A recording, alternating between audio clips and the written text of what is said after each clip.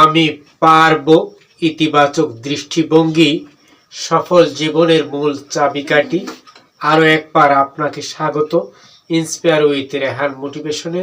শুনতে থাকুন। জীবন বদলাতে পারে, আসতেই পারে নতুন গতি, অর্জন হতেই পারে সমৃদ্ধির পথ।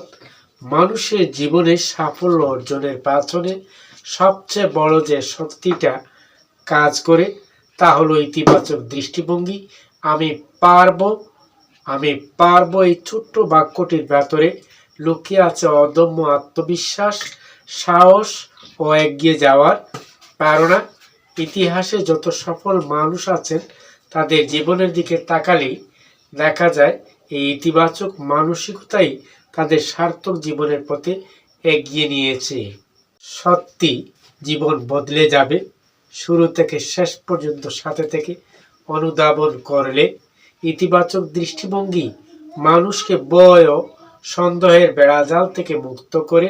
যখন কেউ বিশ্বাস করে যে সে পারবে, তখন সে ব্যর্থতাকে শেষ নয় বরং শেখার একটি ধাপ হিসেবে গ্রহণ করে।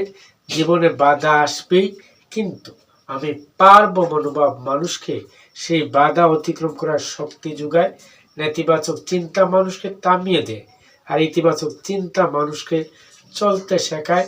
সফল মানুষের জীবনে আমরা দেখতে পাই তারা কখনো পরিস্থিতির কাছে হার মানেননি।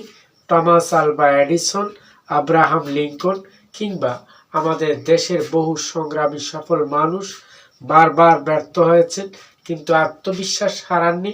কারণ তাদের বিশ্বাস ছিল চেষ্টা চালিয়ে গেলে সাফল্য আসবে, আসবেই।